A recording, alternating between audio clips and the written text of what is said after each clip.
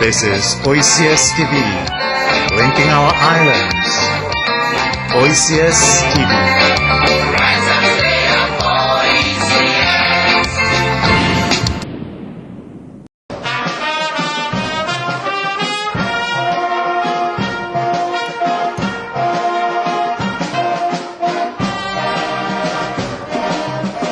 Hello and welcome to this, the first in our series of weekly features on our new online media outlet OECS TV. The launch comes as the OECS Secretariat prepares for the next big event on the regional calendar.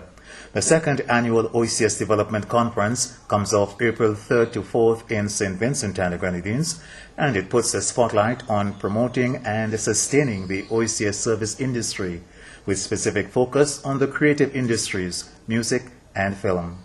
We hope in our second program to bring you details on plans for the conference. But first, let's flash back to the opening of the first International Development Conference held in St. Lucia, January 29th to 30th, under the theme Vision 2015, Shaping the Future of the OECS New Development Paradigm in the Context of Small Island Developing States. The opening speakers emphasized the importance of the OECS model of integration. Host Prime Minister Sir John Compton touched on the historical importance. Some 40 years ago,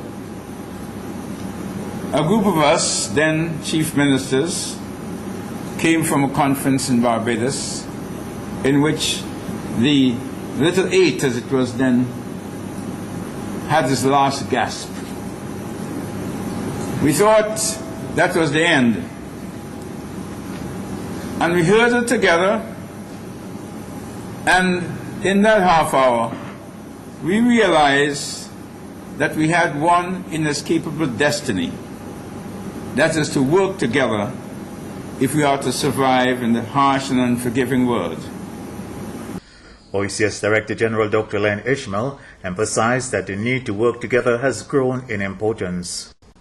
As newly emergent sovereign nations, small and vulnerable, responsible for all of their affairs for the very first time, they felt that it was imperative that they establish formal relations at the highest level to guide joint activities.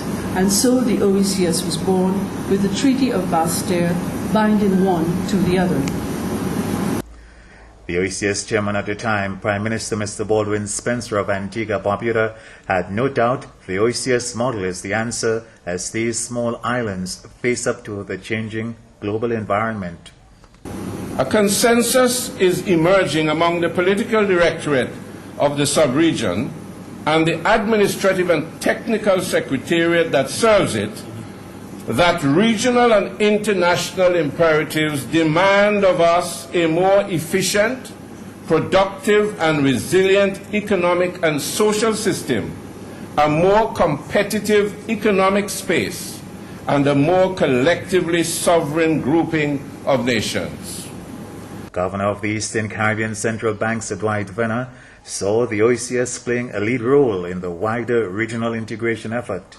The OECS and its formation stopped the fragmentation of this region. The fragmentation which started in 1962. And we in the OECS have the job, so to speak, of putting Humpty Dumpty back together again.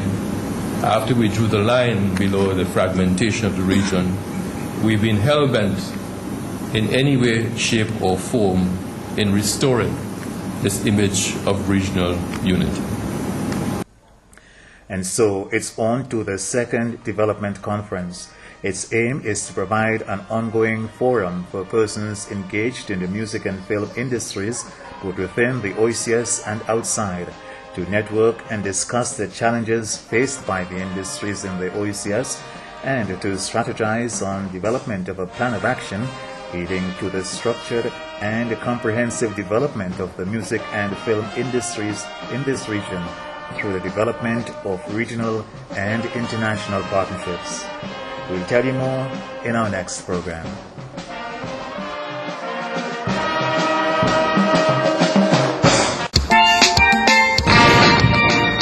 This is OECS TV, linking our islands. OECS TV.